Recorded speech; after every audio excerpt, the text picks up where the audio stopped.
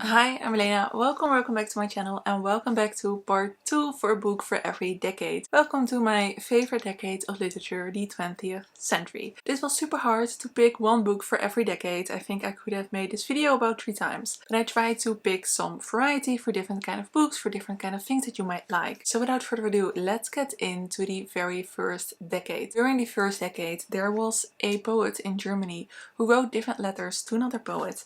And of course, I'm talking about Maurier. Rilke. He wrote letters to a young poet between 1903 and 1908. He corresponded with a young poet and gave him advice over what it's like to write poetry, but not just that, he gave him advice on life as a poet, but also life as a human being. And therefore, when reading these letters, it feels like Rilke is talking to you. It feels like he has written those letters to you, even if you're not a poet, if you're not a writer. There's so much in these letters and it touched me quite deeply. Not all of them. Some letters I didn't really like more than just give them the one read, but there were a few that I found so interesting, and you can just see that Rilke took such effort and such time to write these letters. There are a lot of time between the letters, but I guess that's kind of worth it if every letter is amazing. On to our next decade. Of course, this decade was filled with war in Europe. So I want to recommend to you The Return of the Soldier by Rebecca West. This is a piece of war literature that was actually written during the First World War. This is about a soldier who comes back and who has lost parts of his memory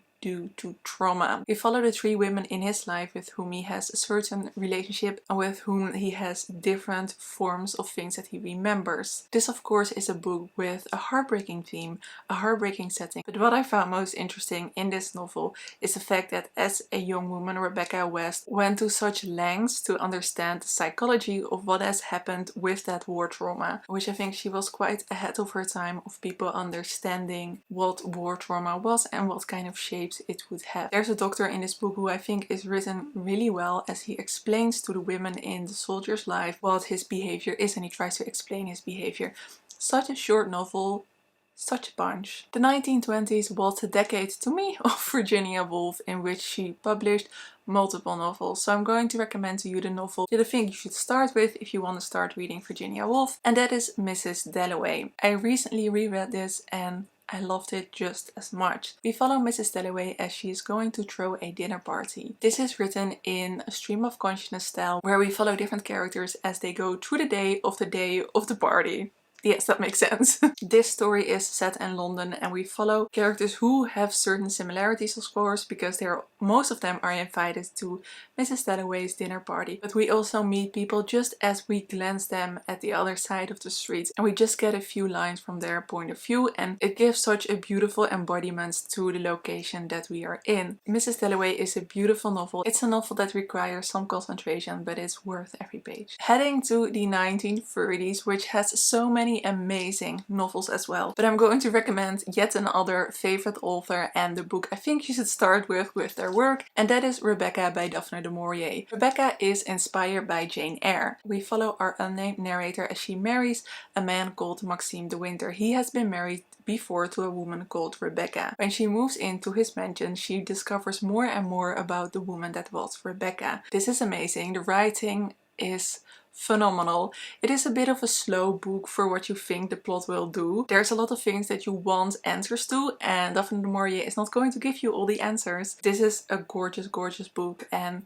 it's gothic, but it doesn't really feel overly atmospheric. It's mainly just the tension that you feel as you, together with our main character, discover more and more. It is the 1940s and we have arrived in Europe in another war. This is not a piece of Second World War fiction because I have not really been reading a lot of Second World War fiction. This is a much more warm and cozy book, and that is I Captured the Castle by Dodie Smith. This is about a family who has run into hard financial times. They live in this castle and we follow the youngest sister who writes in her diary as we discover how they deal with their, I want to say impoverishment, but they live in this castle. They have quite a good life, objectively speaking, but still you notice that they barely have any money. It is funny, it is warm, the sisterly relationship in this book is crazy at times. I just had a really wonderful time with this book. We have arrived in the 1950s and I want to go back to the United States, where we have an author called Shirley Jackson writing horror, thriller, gothic fiction, something in that area. I find Shirley Jackson hard to define, but I want to recommend The Haunting of Hill House. This is about the story of a group of people who go to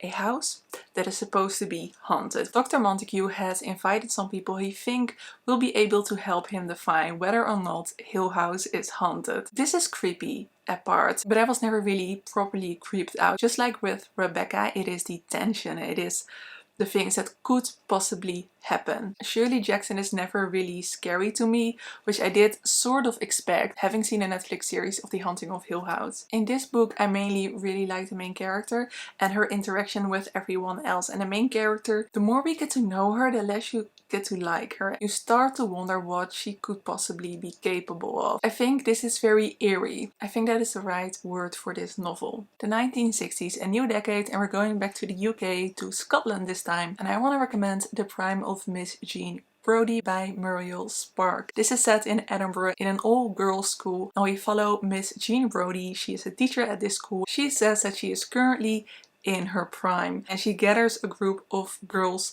who really start to get very attached to her. They are the Brodie set. They are all well known for something, and Miss Jean Brodie, you first find her very admirable, but then she shares some of her opinions and some of the things that she thinks is happening around her, and you start to really question her judgment, which bites her in the ass later in this novel. It is short, it is fun, and really quite strange. We are crossing the ocean again, and for the rest of the 20th century we're going to stay on the other side of the ocean. For the 1970s I want to recommend James Baldwin, and specifically If Beale Street Could Talk. I read this in the Dutch translation quite a while back. If Beale Street Could Talk follows Tish, who is a young woman who is pregnant and the father of her child is currently falsely imprisoned. This is partly their love story, which is quite beautiful, and partly Tish and her lover's family trying to clear his name, which is incredibly heartbreaking. This novel is James Baldwin at his finest, with his social commentary, with his commentary on racism, culture and society. Not only that, this novel is beautifully written. It really has the James Baldwin kind of pace, which I just enjoyed a lot. This is a very readable book, even though the subject matter is quite hard to read at times. I would highly recommend this also for beginners of classics. Arriving in the 1980s, I want to recommend one of my favorite authors, and that is Toni Morrison. Today I'm recommending Tar Baby, but I would generally recommend reading anything by Toni Morrison. This was a happy surprise for me. I have read a lot of mixed reviews for Tar Baby, so I didn't have the highest of expectations getting into this. This is set on an island where we follow a family who has a house there, and we follow their servants. One day a fugitive comes to the house and hides there, and that is where everything starts to unravel. This is almost, I would almost call it a thriller meets romance, but so deeply psychological. It is incredible. Toni Morrison searches the boundaries of what a relationship can take, on unwritten rules and what happens when you cross them.